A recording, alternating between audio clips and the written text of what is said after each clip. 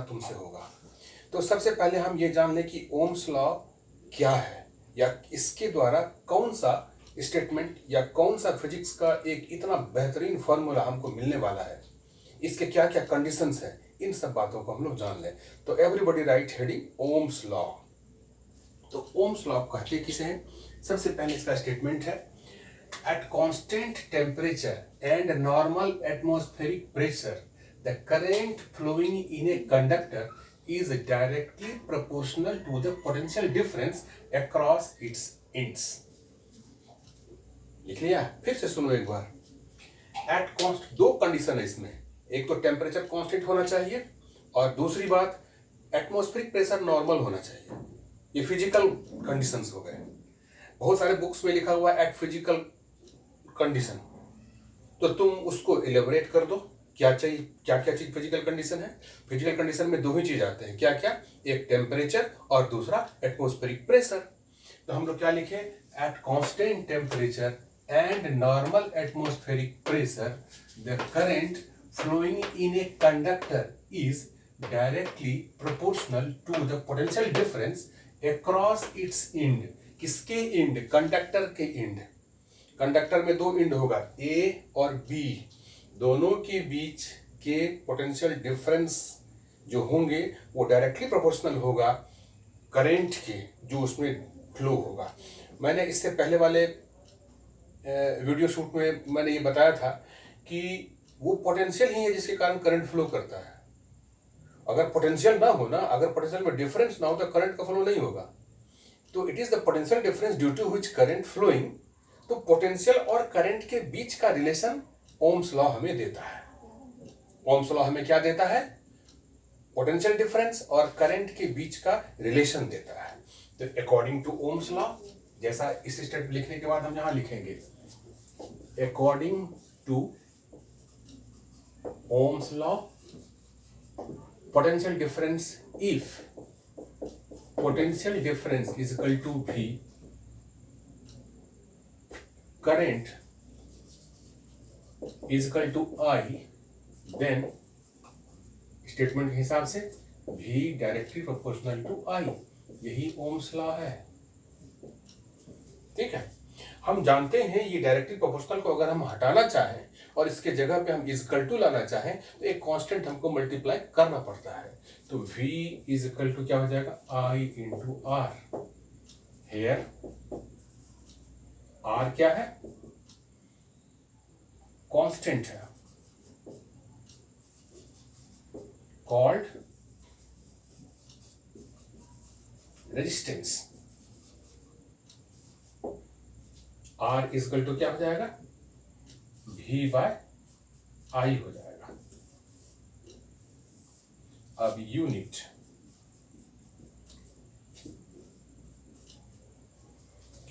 Unit of resistance, unit of resistance, इसको यहां पे R इज ओम। इसका सिंबल ऐसा होता है। Unit of resistance is ohm in SI system. In SI system तो R बराबर हम लोगों ने क्या लिखा? V बाय I लिखा। तो क्या हो जाएगा? Ohm is equal to V volt है, V बाय एम्पियर। यहां तुम V लिखे हो ना, ये potential R V is equal to I into R है। तो V किसके लिए है? ये पोटेंशियल डिफरेंस के लिए। यहां देखो V यहां माने गया है, तो V बाय एम्पियर हो गया। और करके इसको ऐसे भी लिख सकते हैं, और is equal two volt by ampere. So another name of ampere is volt, पर इसको ऐसे भी लिख सकते हैं, वोल्ट माइनस ए और वोल्ट पर एम्पियर। इस तरह से हम इसको लिख सकते हैं। अब ये अगर पूरा का पूरा समझ में आ गया है तो तुम लिख लो। एक बार मैं फिर से इसको सिंपल बोल देता हूँ, सारे बच्चे कॉन्सेंट्रेट होकर सुनो इस बात को। According to Ohm's law, if potential difference is V, a current is equal to I, then इस स्टेटमेंट के हिसाब से V directly proportional to I और V is equal to I into R. Here R is equal to constant called resistance. R बराबर V by I और unit of resistance R is ओम. ये ओम हो गया, इसका सिंबल है. In SI system R is equal to V by I और ओम is equal to V by A या ओम is equal to, ओम का साइन है V by A, ये दूसरा नाम है. Another name of ohm is what? Volt per ampere. Volt per ampere ऐसे लिखो या वोल्ट बाय ए ऐसे लिखो. इस तरह से हम इसको लिख सकते हैं. इसके बाद हम अगर हमको स्टेटमेंट पूछे व्हाट इज रेजिस्टेंस, तो हम स्टेटमेंट क्या लिखेंगे? क्वेश्चन लिखो सबका, व्हाट इज रेजिस्टेंस. तो याद रखना रेजिस्टेंस करंट का नहीं होता है, रेजिस्टेंस कंडक्टर का होता है. तो resistance of any conductor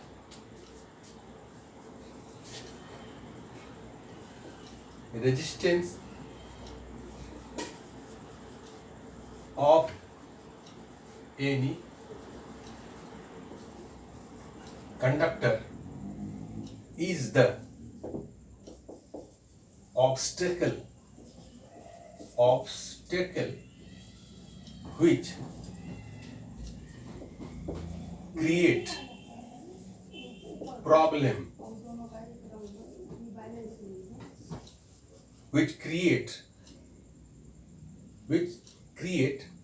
problem for current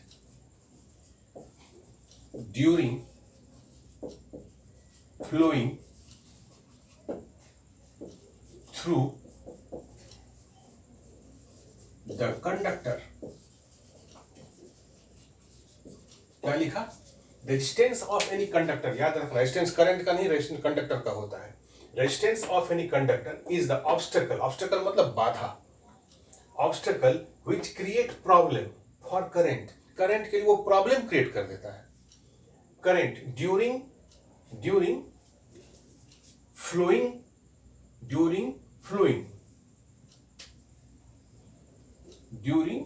flowing through the conductor. जब करंट किसी कंडक्टर से फ्लो करता है तो उसके फ्लो होने में यह प्रॉब्लम क्रिएट करता है, रेजिस्टेंस. इसीलिए रेजिस्टेंस को रेजिस्ट, इसका मेन वर्ड है रेजिस्ट, जो रोके, किसी फ्लो को जो रोके. कंडक्टर में जो बिना रुकावट के फ्लो होता था, जिसके अगर रेजिस्टेंस नहीं होता तो बिना रुकावट की फ्लो होता. लेकिन रेजिस्टेंस के कारण क्या होता है, करंट का फ्लो रुकावट के साथ होता है. तो ये हो गया इसका स्टेटमेंट, यूनिट हो गया. अब इसका रेजिस्टेंस का अपोजिट होता है कंडक्टिविटी. ठीक है, it's reverse is conductivity. Head लिखेंगे conductivity.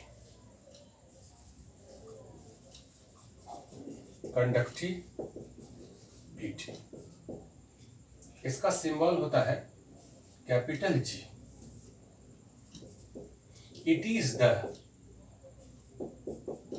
The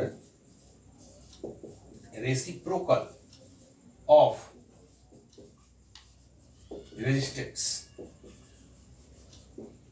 It is the reciprocal of resistance. Reciprocal मतलब क्या होता है? उल्टा. कंडक्टिविटी रेजिस्टेंस का उल्टा है. तो अगर हमको पूछे कि कैपिटल जी बराबर क्या होगा, 1/r लिखेंगे. ठीक है, इसका अगर r is reverse of capital G, या भी लिख सकते हैं R is reverse of G. Capital G क्या है? कंडक्टिविटी. तो G is equal to 1/r, या नहीं तो R is reverse of G, यानी हम ऐसे लिख सकते हैं R is equal to 1/G और करके. तो R का यूनिट क्या होता है? ओम. ओम का रिवर्स क्या हो जाएगा? MHO, मोहो. ठीक है, और ये सिंबल इसका होगा, ये सिंबल इसका हो जाएगा, और -1। फिर से देखो, it is the reciprocal of resistance, यह रेजिस्टेंस का उल्टा होता है। Capital G is equal to 1/R या R is equal to 1/G। Resistance का उल्टा 1/R, R is reverse of capital G। R का यूनिट क्या होता है? ओम। ओम का यूनिट क्या होगा? MHO। MHO महो। इसका हम सिंबल ये देते हैं, इसका सिंबल उलट जाएगा 1/ओम, तो क्या हो जाएगा? -ओम हो जाएगा। ये हो गया कंडक्टिविटी। फिर कर लो इसको।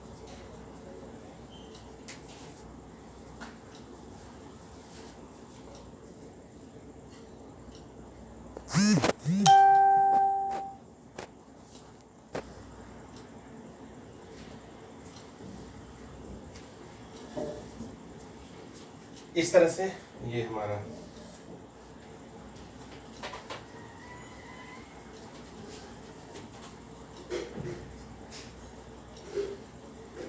कंडक्टिविटी हो गया। रेजिस्टेंस का जस्ट उल्टा होता है कंडक्टिविटी। इसके बाद आता है ohmic and non ohmic conductor. Heading क्या लिखना है? Ohmic and non ohmic conductor. Ohmic and non ohmic conductor. Ohmic conductor, it obeys ohms law. जो ओम्स लॉ को माने उसे ओमिक कंडक्टर कहते हैं। क्या क्या खासियत है? Having fixed resistance. Ohmic conductor कुछ भी होगा, जो भी कंडक्टर होगा जो ओम्स लॉ को फॉलो करेगा, उसके रेजिस्टेंस फिक्स्ड होंगे। और वो रेजिस्टेंस जो होगा वो इंडिपेंडेंट होता है किस पे? करंट पे, पोटेंशियल डिफरेंस पे। करंट और पोटेंशियल डिफरेंस पे वो डिपेंड नहीं करता है, इंडिपेंडेंट होता है।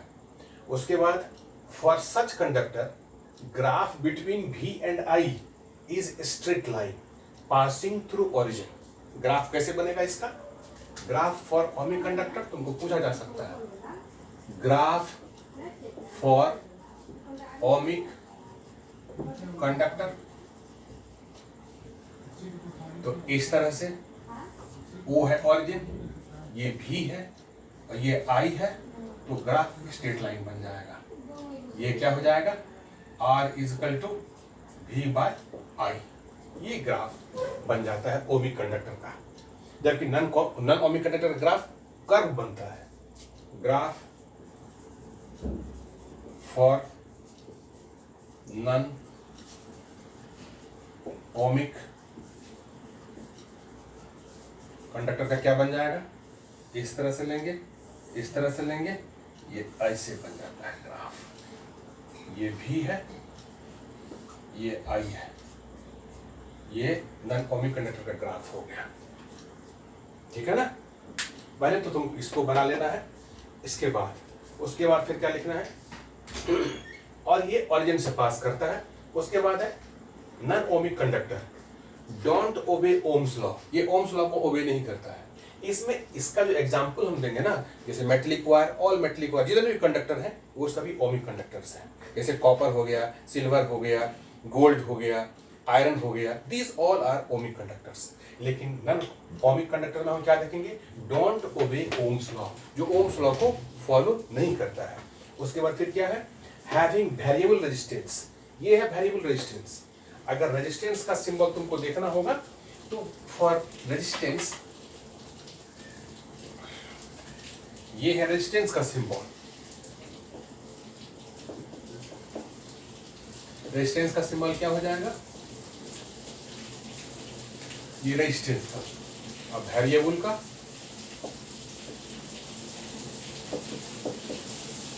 इस तरह से और ऐसे एरो का साइन दे देंगे। ये वेरिएबल रेजिस्टेंस हो गया और ये कांस्टेंट रेजिस्टेंस हो गया। ये कांस्टेंट रेजिस्टेंस है, ये वेरिएबल रेजिस्टेंस है। डोंट ओबे और R डिपेंड, इसमें R डिपेंड नहीं करता, लेकिन इसमें R डिपेंड करता है किस पे? करंट पे, पोटेंशियल डिफरेंस पे। Graph is curve. अब इसके एग्जांपल कौन कौन है? इसमें जो कंडक्टर होगा, डायोड वॉल्व है, डिस्चार्ज ट्यूब है, सेमीकंडक्टर है, ये सब इसके एग्जांपल्स हो गए। अब है स्पेसिफिक रेजिस्टेंस। हेडिंग देंगे specific resistance and resistance. Specific resistance and resistance. तो इसको जानने से पहले हमको ये जानना है कि what are the factors on which resistance depends. कौन कौन से ऐसे फैक्टर हैं जिस पे रेजिस्टेंस डिपेंड करता है। तो हेडिंग लिखेंगे फैक्टर्स। इसको समझने से पहले वो जानना जरूरी है, factor on which resistance depends. दो चीजों पर डिपेंड करता है। पहला क्या है, लेंथ ऑफ कंडक्टर L, और दूसरा क्या है,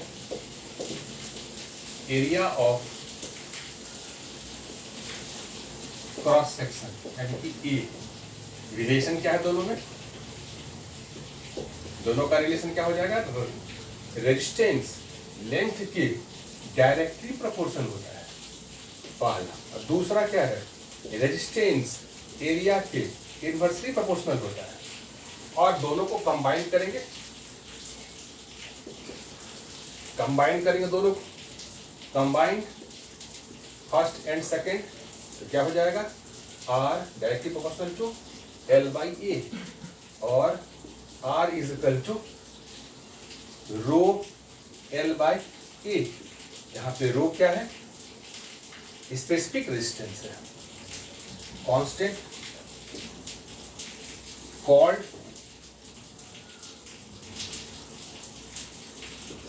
स्पेसिफिक रेजिस्टेंस। इसको आज यहीं तक रहने देते हैं, इसके बाद फिर हम लोग अगले नेक्स्ट क्लास में